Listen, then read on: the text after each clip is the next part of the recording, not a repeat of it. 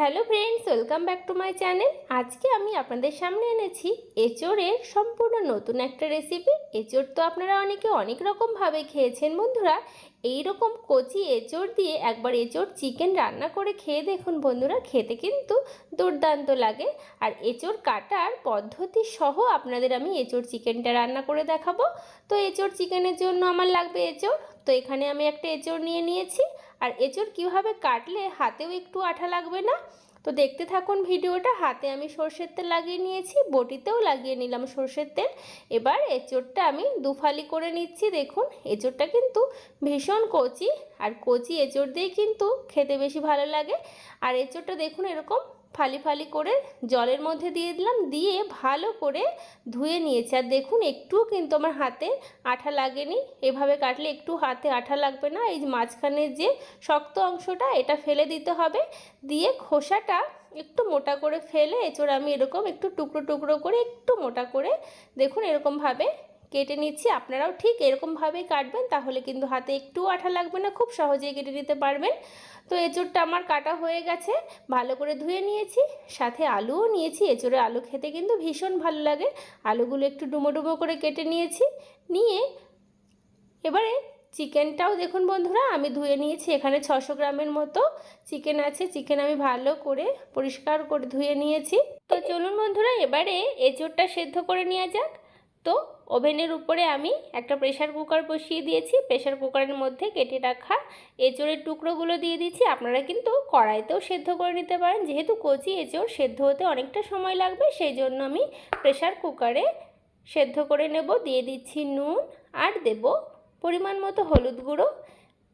তো নুন হলুদ আমি দিয়ে নিয়েছি। এবারে দেখুন নুন হলুদটা একটু মিশিয়ে নিচ্ছি। এবারে প্রেসার কুকারের ঢাকনাটা বন্ধ করে আমি 3-4টে মতো সিটি দিয়ে নেব। তো দেখুন বন্ধুরা সিটি দিতে শুরু করেছে। আমার কিন্তু সিটি দেওয়া হয়ে গেছে, আমি 3টে সিটি দিয়েছি। তো দেখুন এঁচোড়টা কিন্তু ভালো মতো সেদ্ধ হয়ে গেছে। এবারে চলুন রান্নাটা শুরু করা যাক। এবারে একটা আমি শুকনো মশলা রেডি করব। এখানে আছে গোটা জিরে, শুকনো লঙ্কা, গোলমরিচ, লবঙ্গ, এলাচ, দারচিনি আর গোটা ধনে। শুকনো মশলাটা আমি শুকনো কড়াইতে এরকম করে ভেজে নেব। এই মশলাটাই কিন্তু এঁচোড়ের স্বাদটা পুরো চেঞ্জ করে দেবে, খেতে কিন্তু ভীষণ ভালো লাগবে। এটা আমি গুঁড়ো করে রেখে দেব। এবারে চলুন আলুটা ভেজে নেওয়া যাক। কড়াইতে সরষের তেল দিয়েছি, রান্নাটা সরষের তেলেই করব। এবারে ডুমো করে কেটে রাখা আলুগুলো আমি ভেজে নিচ্ছি। আর আলুগুলো বন্ধুরা একটু লাল লাল করে ভাজবো, তাহলে কিন্তু খেতে বেশি ভালো লাগবে। আর এঁচোড়ের আলু, মাংসের আলু খেতে কিন্তু বেশি ভালো লাগে। তো আলুগুলো দেখুন আমি একটু লাল লাল করে ভেজে নিচ্ছি। তো আলুগুলো আমার ভাজা হয়ে গেছে, উঠিয়ে নিলাম। এবার ওই তেলে আরেকটু তেল দিয়ে এঁচোড়গুলোও আমি একটু লাল লাল করে ভেজে নেব। তো বন্ধুরা আমার এই এঁচোড় চিকেনের রেসিপি যদি ভালো লাগে তাহলে অবশ্যই লাইক, শেয়ার, কমেন্ট, সাবস্ক্রাইব করে আমার এই ছোট্ট চ্যানেলের পাশে থাকবেন। আর পাশের বেল আইকনটা অবশ্যই প্রেস করবেন বন্ধুরা। তো দেখুন এঁচোড়টা কিন্তু আমি বেশ ভালো করে লাল লাল করে ভেজে নিচ্ছি।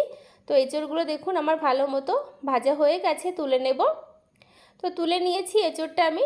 এবারে কড়াইতে আমি আরেকটু সর্ষের তেল দিয়েছি পরিমাণ মতো, দিয়ে ফোড়ন দিলাম গোটা জিরে। ফোড়নটা ভালো করে ভেজে নেওয়ার পরে কুচানো পেঁয়াজ দিয়ে দিচ্ছি।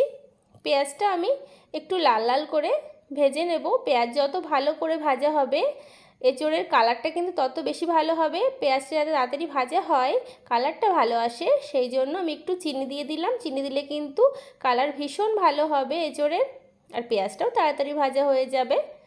তো পেঁয়াজটা বন্ধুরা দেখুন আমি লাল লাল করে ভালো করে ভেজে নিয়েছি। এবারে এখানে আমি শিলে বাটা মশলা দিয়ে দিচ্ছি। এখানে লঙ্কা বাটা আছে, আদা রসুন বাটা, জিরে বাটা, বেসিক মশলা যেটা ব্যবহার করা হয় সেই মশলাটাই আমি দিচ্ছি। মশলাটা বেশ ভালো করে কষিয়ে নেব। মশলাটা যত ভালো কষানো হবে খেতে কিন্তু তত ভালো লাগবে। আর পাটায় বাটা মশলার তো স্বাদই আলাদা বন্ধুরা।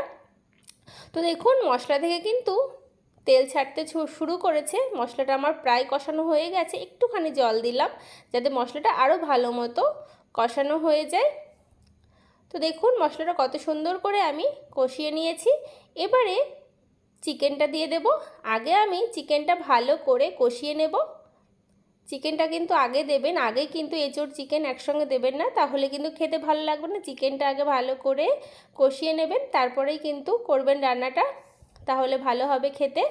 দিয়ে দিচ্ছি স্বাদ মতো নুন, আর দেব পরিমাণ মতো হলুদ গুঁড়ো।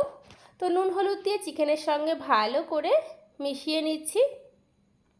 তো দেখুন এখনই কত সুন্দর লাগছে না দেখতে। এই রেসিপিটা খেতে কিন্তু ভীষণ সুস্বাদু হয়।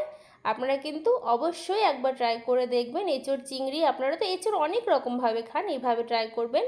চিকেনটা আমি একটু ঢাকা দিয়ে কষিয়ে নিচ্ছি। তো দেখুন চিকেনে কিন্তু আমি একটুও জল দিইনি, তাই কতটা জল ছেড়েছে। আর কালারটা দেখুন বন্ধুরা কত সুন্দর এসেছে না। আমার কিন্তু চিকেনটা ভালো মতো কষানো হয়ে গেছে। এবারে ভেজে রাখা এঁচোড় আর ভেজে রাখা আলুগুলো দিয়ে দিলাম, দিয়ে ভালো করে কষিয়ে নিচ্ছি। এবারে দেখুন যেহেতু এঁচোড় সেদ্ধ এবং ভাজা, তো এই সময় দিয়েই ভালো করে কষালেই কিন্তু যথেষ্ট। তো দেখুন এঁচোড় আর চিকেন আমি ভালো করে কষিয়ে নিয়েছি। এবারে দেখুন এখানে আমি গরম জল দিচ্ছি। আর এই রান্নাতে অবশ্যই বন্ধুরা আপনারা গরম জল দেবেন। গরম জল দিলেই কিন্তু খেতে ভালো লাগবে এঁচোড় চিকেনের রেসিপিটা। এবারে ঢাকা দিয়ে রেখে দেব যতক্ষণ না ভালো মতো রান্নাটা হয়ে যাচ্ছে ততক্ষণ। দেখুন কিছুক্ষণ ঢাকা দিয়ে রাখার পরে ঢাকনাটা আমি তুলে একটু আপনাদের নাড়াচাড়া করে দেখাচ্ছি। তো দেখুন বন্ধুরা কত সুন্দর হয়েছে না। আপনারা কিন্তু বাড়িতে অবশ্যই একবার এরকমভাবে এঁচোড় চিকেনটা রান্না করে খেয়ে দেখবেন, খেতে কিন্তু ভীষণ লোভনীয় হয়। এবারে যে মশলাটা আমি ভেজে রেখেছিলাম শুকনো কড়াইতে, সেই মশলাটা দিয়ে দিলাম।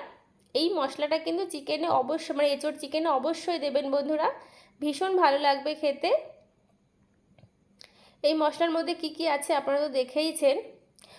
একটু ঢাকা দিয়ে রেখে দিলাম স্ট্যান্ডিং টাইমে, তাহলে কিন্তু এই মশলার ফ্লেভারটা ভালো হবে। আর কালারটা দেখুন বন্ধুরা কত সুন্দর হয়েছে। এই রকম সময় এরকম একটা এঁচোড়ের রেসিপি যদি থাকে দুপুরে গরম গরম ভাতে, জাস্ট জমে যাবে। আপনারা বাড়িতে অবশ্যই ট্রাই করবেন। ভালো লাগলে লাইক শেয়ার কমেন্ট সাবস্ক্রাইব করে পাশে থাকবেন। ধন্যবাদ।